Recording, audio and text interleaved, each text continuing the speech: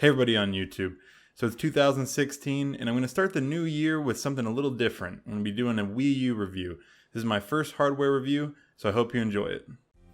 The Wii U was developed by Nintendo and was released in November of 2012. It's a successor to the wildly popular Wii from 2006. It was the first of the 8th generation game consoles and was released in front of the PS4 and Xbox One. The system is seen as a general upgrade to the original Wii, with more powerful hardware, HD graphics, and the new Wii U gamepad. Like all Nintendo consoles, the focus of the Wii U seems to be about fun games and good functionality, not serious story-driven games or high-end graphics. I'll be specifically reviewing the Mario Kart 8 bundle that I got at GameStop. My console came in black, but a white version also exists. The hardware is really well built and feels really solid. The actual console is heavier than it looks. It's got a nice glossy finish, though it is a fingerprint magnet.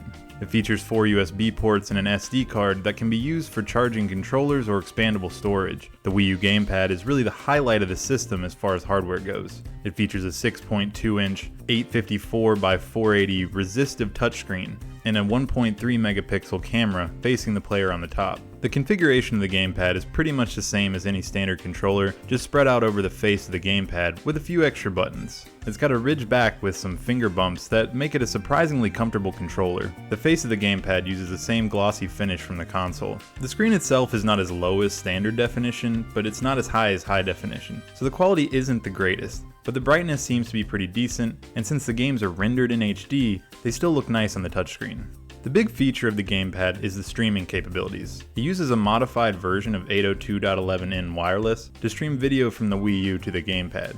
I've really enjoyed the game streaming. Though it might not be the intended use, I found myself using the gamepad and using the TV to play a movie or show in the background. The range the device has is going to depend on how much signal interference is in your house, but I could use the gamepad all around my living room with no connection problems. When I brought the controller down the hall to record video, I did start having stuttering and disconnections. But that's going to depend on how your house was made and how many Wi-Fi routers are in your building. And if you live in an apartment, you're going to have quite a few. I'd say the only real disappointment from the gamepad is the touchscreen. It uses a stylus and can be frustratingly inaccurate at times, though most games don't require its use. I know the use of a resistive screen was to cut down on costs, but it would have been nice to see an upgrade using capacitive touchscreens like we have on modern phones. We also picked up the Wii U Pro controller, which is a sort of Xbox 360 looking controller for the Wii U. It looks great and feels really nice, with the same finish as the console and the gamepad. The buttons are really nice and the battery lasts for hours and hours. I'm really glad Nintendo went back to having some more classic controllers. The Wiimote isn't bad, but I'm not very fond of motion controls for most games, so having the option to use a regular controller is great. However, they are $50, so getting more than one is going to be a big investment.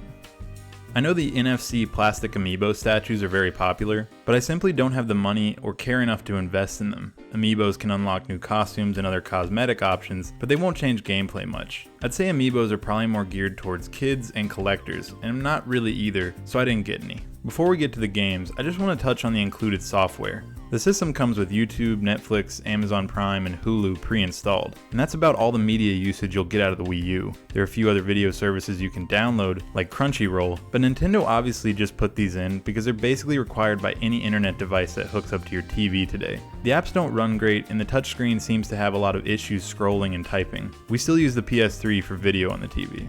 The other software is stuff like Wii compatibility mode and some sort of fitness tracking software. It also features the Mii Maker to make characters of yourself for games. The Nintendo eShop, where you can buy games, is definitely an improvement over the Wii shopping channel, with a lot of featured new releases and categories, like bestsellers. You can now buy full Wii U titles, which is nice considering many games on the Wii U get very limited physical print runs.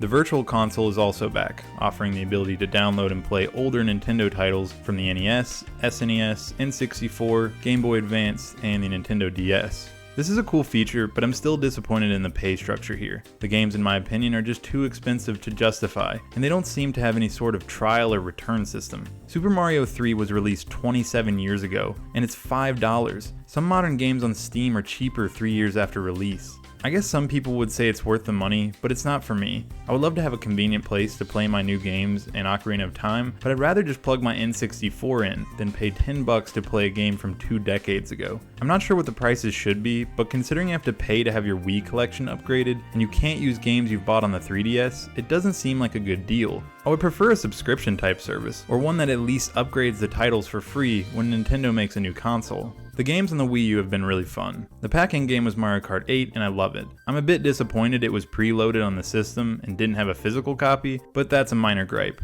We have also picked up Yoshi's Woolly World, Super Mario Maker, and borrowed a copy of Super Mario 3D Land. All of the games have been super fun. They're especially fun playing multiplayer, though I have a tendency to rage out while playing Mario Kart 8.